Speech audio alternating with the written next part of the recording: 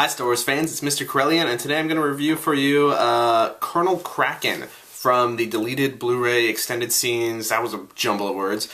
Basically one of the Millenium pilot crew members in the attack on the second Death Star, a deleted scene from the Blu-rays. Oh, and just because I thought this was hilarious, here's the sticker on the packaging that says it's from a deleted Blu-ray scene. And right underneath it, you probably can't read that, but it says, yeah, Blu-ray disc not included. I can just imagine somebody getting this figure and be like, deleted scene Blu-ray? This comes with a Blu-ray disc? Awesome! No, I can't. So that's why I think it's kind of silly that they have that on there. But you never know.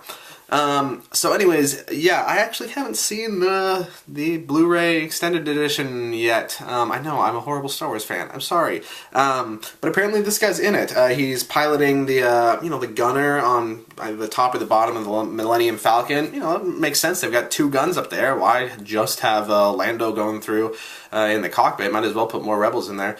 But anyways, so apparently he's this older guy, it looks like. The stills that I could see online gave him a little bit of gray in the hair. Obviously he's got stubble on his picture on the packaging. And actually this is where my biggest problems with him lie, is this figure doesn't really look like the character that he's presented as.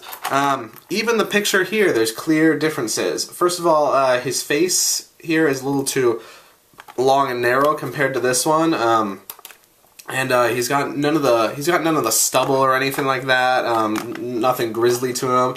He obviously doesn't have the headset on, which could have either been an accessory or just something sculpted onto his head. But the only pictures I ever see of him are with a headset on, so missing out on there. And even his shirt. It might be hard to tell, but the cut of his shirt, both in the what's this called? The collar and the actual vest over it, it's just wrong. I mean, it's obvious that this must be borrowed from other figures, rehashed part of a sculpt, but it doesn't fit the picture that they put in huge facing the camera on the cover of the box it's supposed to be displayed in. So I thought that was kind of silly. I mean, use like a bad picture if it's not going to match the picture in the first place. But oh well. Also his hair is, like really like dark brown, like a young man. Something about him, he just looks a little bit too bland. Not enough like the actual character. But, that happens. One more thing, since we're kind of talking about paint already, is that you can see up on his shoulders, he's got that old paint problem where they paint the hinge the wrong color. They paint it the color of the under part of the shoulder instead of the color of what's actually on the shoulder. I guess the under part of the arm. So you've got this weird, toyish feature to it where it's got these wrong colors. But anyways, yeah.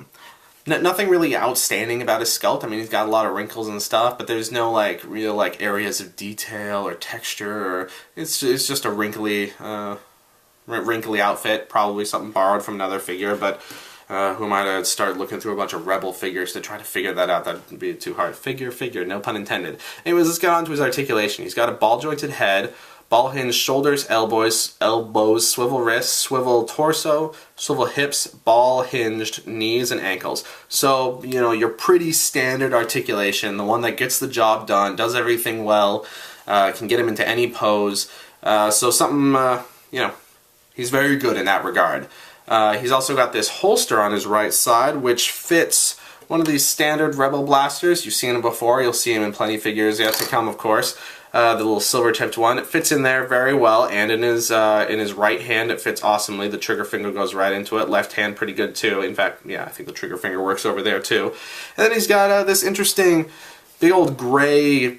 I don't think it's a gun. I think it's some sort of machinery piece to work on the Falcon. A tool, I guess. It's got a little hole, grip down at the bottom, which fits all right in his hands, but it kind of wants to fall out.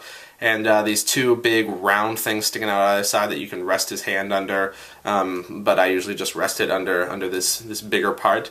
If it's pretty well in his hand, it's a little big, it's a little clunky, but it's very interesting. I haven't seen one before. Heck, I haven't even seen one in the movie before, so yeah, that's something. But interesting nonetheless, and I'm happy that it's in there. So yeah, two weapons, kind of a generic sort of guy, and his sculpt is even more generic than his actual face should look. You know, the few errors between what he ought to look like according to his pictures, and I suppose according to the movie, and what he actually came out looking like. So I'm just going to say this is a pretty middle-of-the-road figure. I'm going to give it a 3 out of 5. Interesting, very interesting, because it's from a deleted scene of the Blu-ray. But beyond that, he's not a very interesting figure. Anyways, so I hope the review helped, and may the Force be with you.